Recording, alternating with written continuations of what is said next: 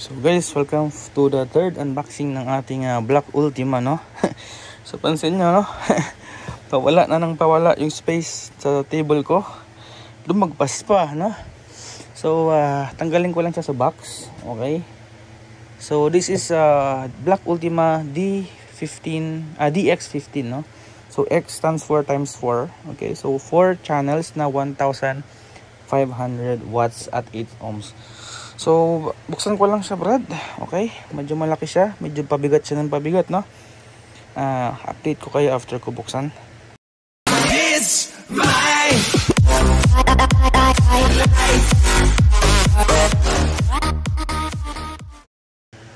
So ayan, so nabuksan na natin, no? Grabe, laki na. Laki na, palaki ang ating box. Paano pa kayo yung D25 natin, no? Na 2,500 watts times 2 na Black Ultima. And Brad, palaki na ng palaki.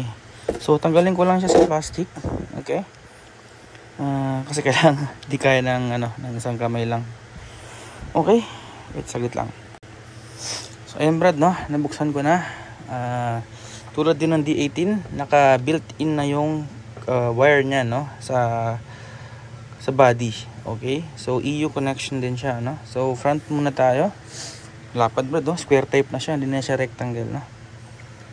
External dimensions muna tayo. Again, same length ito, 43, kasi rack 1U lang naman ito yung haba niya. Tapos yung dulo niya umaabot na siya ng 43. Okay, so kumpara ko lang siya sa D15 kanina. Ito yung D15 natin.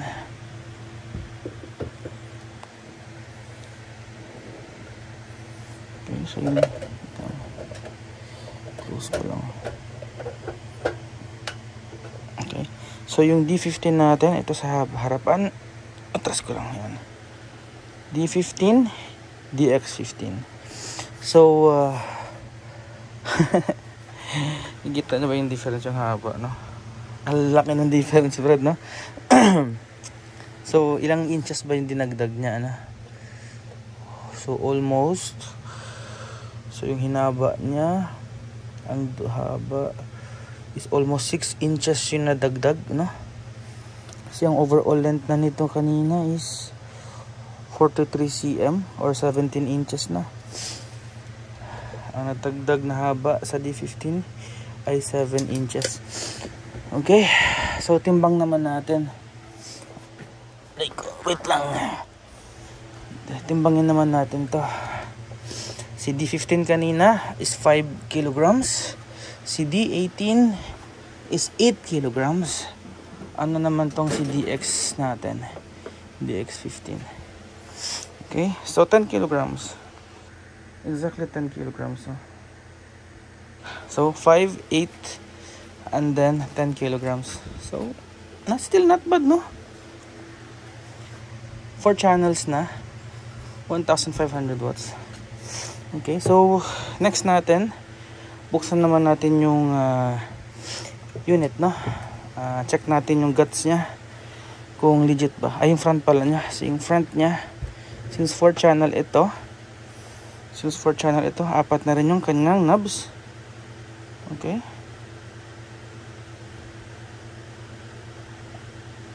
Okay, so Mecman. Okay. Black Ultima DX15. Okay. Check ko lang lahat kung naiikot ba o hindi. Minsan kasi nagkaka-issue. So may stopper din siya, no? Pag umiikot natin, may stopper siya. Okay. Double check ko lang kasi may bibenta ko to. Pupunta pala ito ng Antique sa Libertad, no? Ako pala taga Tibiao, Antique pala yung parents ko, yung father ko. Mother ko taga Southern Leyte, yung misis ko taga Bohol. Pero kami ngayon nasa Mandaluyong. Ang bahay namin sa Cavite, tapos may bahay din kami sa Mandaluyong. Nandito kasi yung business eh. Okay, so pinagkaiba din niya sa DX series natin, no? Saka sa D15 saka D18, no? Yung colors, yung light LEDs niya iba na rin. Kanina by dB may values, no? Right now, sa per channel, ang LEDs na lang na naiwan is power, signal, tsaka clip. Okay? Tapos yung volume niya is from negative infinity to 0 dB na lang. Okay?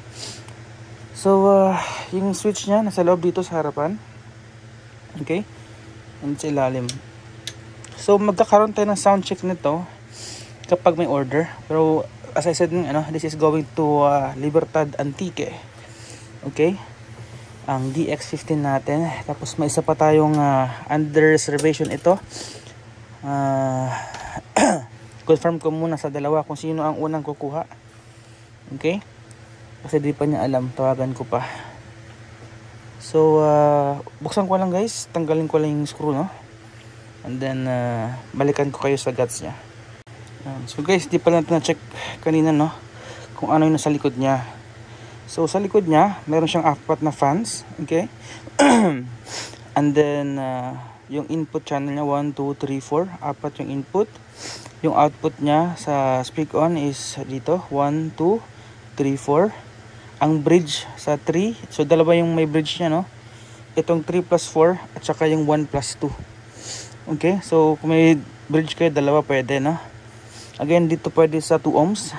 Okay, so 4 ohms and 8 ohms load lang siya. Okay, so 1,500 watts times 4, 8 ohms. Kapag 4 ohms niya is 2,400 watts. Pag naka-bridge mode at 8 ohms is 4,700 watts. Pag naka-bridge mode in 4 ohms is 5,200 watts. Okay? So, meron din siya dito na naka-parallel stereo. Ano ba? Naka-parallel stereo bridge. 1 volt, 0.775 volt, 32 dB. Ito naman sa kabilang side, sa channel 3 and 4, kung parallel bridge sa stereo. Okay, so open natin yung gut niya. Wait lang. 10 kilograms. Still not bad, Brad. Class D na 10 kilograms. Okay. Kumpara naman sa ilang pirasong amplifier, dalawang CA20 or CA30 na dalhin nyo. 10 kilograms is enough. Okay. Wait lang. Oh my god, may delivery pa ako bukas. Okay. So this is the guts niya. Okay. So kanina sa D15 natin, mayroon tayong 40 capacitors. Ito bilangin natin, no? 1 per channel na ito. 1, 2, 3, 4, 5, 6, 7, 8, 9, 10. So 40 agad na. Times 4 lang. 40 capacitors. So kaparehas na yung number of counts ng capacitors ni 1,800 watts. Okay. Ito, mas malaki yung power supply niya. Okay. Dalawa lang siya pero mas malaki. Okay. Yung heatsink niya, electroplated din, no? Yung aluminum heatsink niya. Zoom natin. Same goes sa previous natin na sinabi sa DX-D15. Walang SMD components sa may mismong board, no? Again, hindi ko ma-confirm kung nasa ilalim ng nito. Sa ilalim yan ay mayroong mga SMD components, pero as I can see, wala. Guided din ang airflow niya. Okay. Ganun din dito. Tapos, yung mga MOSFET niya, dito. Yung unit na ito. Yung IC niya. Okay, para siyang RAM, no? Sa computer. Salpak-salpak na lang. Hindi, nakasolda siya. So, dalawa na siya, ano? Okay, so, yun lang guys. So, again, very similar siya sa existing na... okay. So ito pala, no, doon sa D15 natin kanina, yung capacitors niya, yung capacitor niya is 160 volt lang, no, at 1000 UF. Ito is 200 volt, 1000 UF. Kaparehas ng D18 natin. And the number of quantities is the same. Okay. Ano pa bang ibang nadagdag? 16 dito. So kayo na mag-decide, Brad, no? Meron din siyang fuse dito sa tulo. Nakikita nyo yung white na yan. So kayo na mag-decide, no? Price wise, quality wise, tingin ko parehas lang din sa competition ko dito. Itong 1,500 watts, magkano kaya sa supplier nyo, sa ibang mga brand? Share nyo naman sa akin sa comments, no? Para may idea din ako sa price ng kalaban. Pero reveal ko na rin yung price nito. Okay, so umpisahan ulit natin, no? Sa D15, okay, 1,500 watts times 2, ang presyo again nun is 18,000. Pick up price muna tayo, 18,000. Yung D18 natin na 2 channel, 1,800 watts times 2, 22,000. So 4,000 price difference lang. Itong DX15 natin, ang price nito is 28,000 pick up price. Okay, so nag-add from 18,000 sa 2 channel, mag-add ka lang ng 10,000, Brad, 28,000. Meron ka ng 4 channel, mas mataas yung capacitors mo. Yan, ayun lang. Para nakaless ka na ng 8,000 pesos, na kumpara sa dalawang D15 yung kukunin mo. And then 200 volts pa yung capacitors mo. Okay, so 18,000, 22,000 saka and then 28,000. Pag sa Shopee naman, okay, si D15 natin, ang price niya 19,995. Si D18 natin is 23,995. So plus 4,000 lang ulit, no? And then si DX15 natin sa Shopee is 29,995, or sabi mo na lang 30,000. So walang magagawa, Brad. Shopee yan, mayroong tax. Ngayon kailangan na namin mag-submit ng BIR. Wala namang problema sa BIR. Registered naman ako. Mayroon akong business permit, may DTI ako, lahat ng permits na kailangan, wala akong problema. License naman ako, meron pa akong official receipt. Ito, pakita ko sa inyo, Brad. Yan, McMahon General Merchandise, no? So if kailangan yung official receipt, meron tayo. Address ko nakalagay pa dito, number ko pa andyan. So legit tayo, Brad, na supplier. Nagbabayad tayo ng tax, ang tama.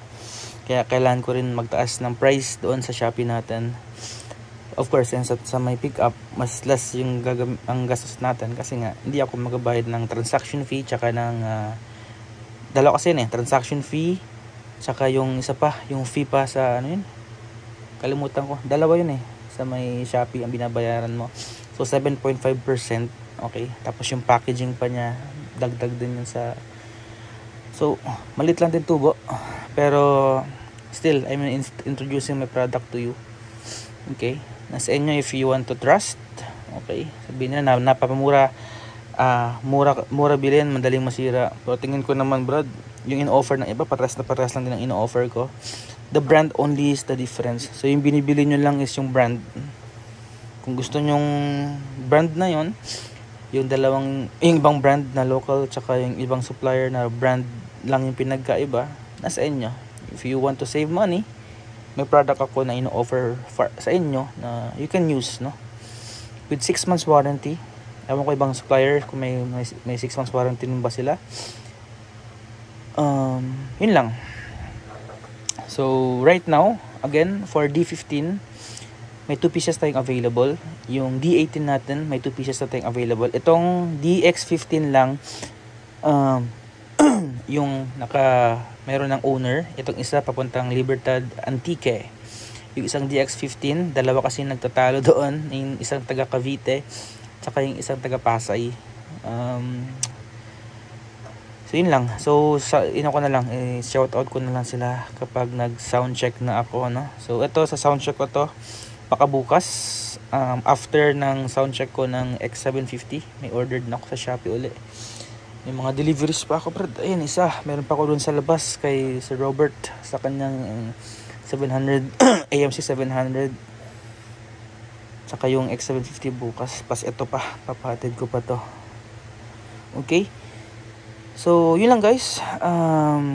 Thank you for your time listening. Alam ko ulit lang yung sinasabi ko. I'm just emphasizing the importance ng informations na binibigay ko.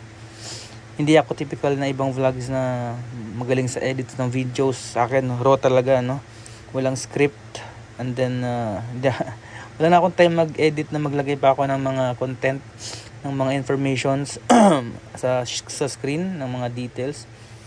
Kasi ubos na agad oras ko. Right now, tingnan mo naman Brad, 3:02 AM na. I'm still working, no.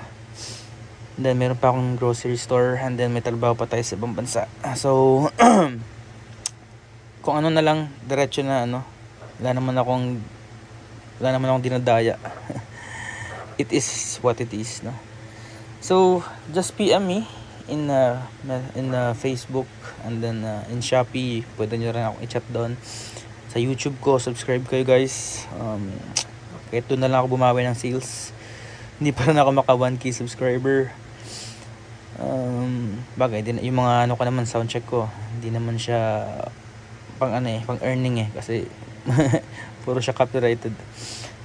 So yun lang, and thank you, and see you on the next video. Okay? Have a nice day guys. It's my